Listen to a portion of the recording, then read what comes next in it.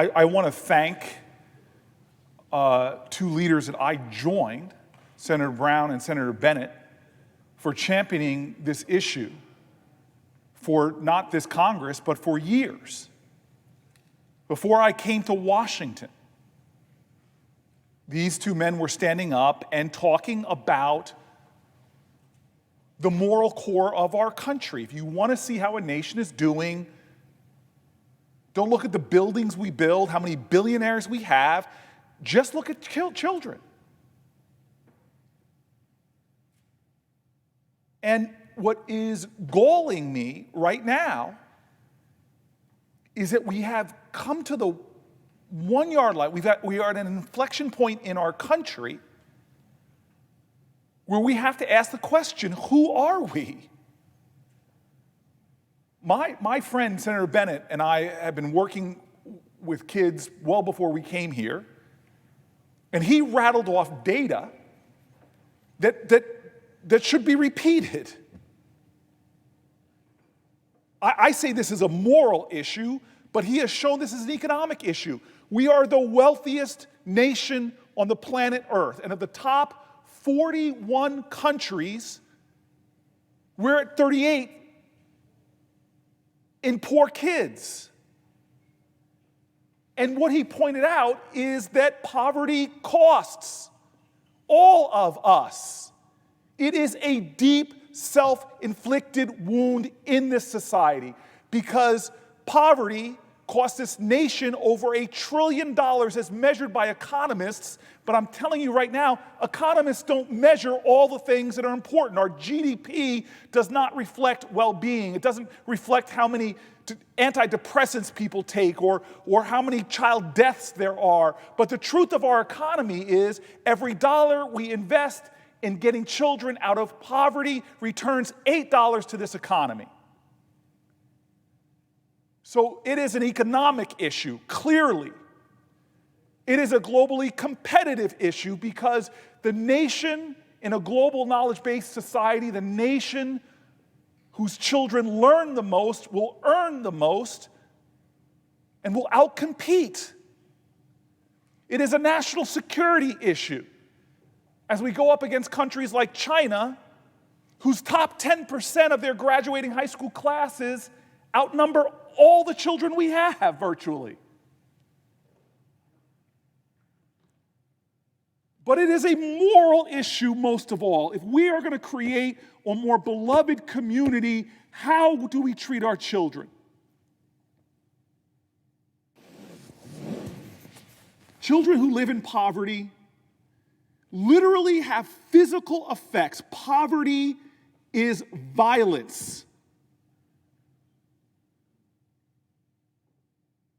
Study after study shows that the brain development of children in poverty is inhibited. Literally, the stress hormones, the cortisol, it is akin to an adult having a traffic accident every single day. It is an indicator of childhood trauma. Poverty is a moral obscenity. And we, the richest nation on the planet, that year after year our rich are getting richer, our children are getting poorer. Who are we? When we pledge allegiance to a flag and say liberty and justice for all, who are we? We don't even know the demographic changes in our country. We have cities across America where 1 out of every 10 child is being raised by a grandparent. And so here we're discussing childhood poverty, and some people are talking about work requirements when we know from the data from conservative think tanks to what we see in other nations like Canada that things like the child allowance, or in our country, the child tax credit, increase workforce participation. But if you get rid of the child tax credit, those grandparents raising grandchildren, half of them plunge back into poverty.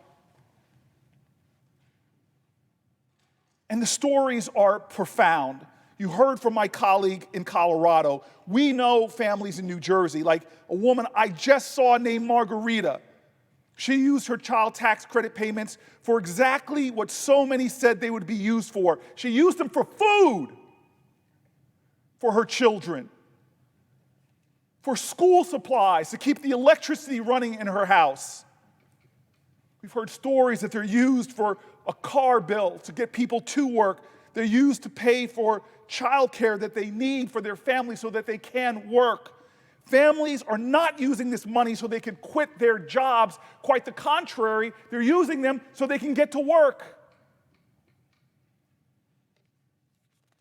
Mr. President, we are a nation in crisis because of how we treat our children. The child tax credit is a lifeline for the millions of grandparents raising grandchildren. It's a lifeline for low-income children. And so, you heard it from Senator Bennett. We are at an inflection point. What will we do right now?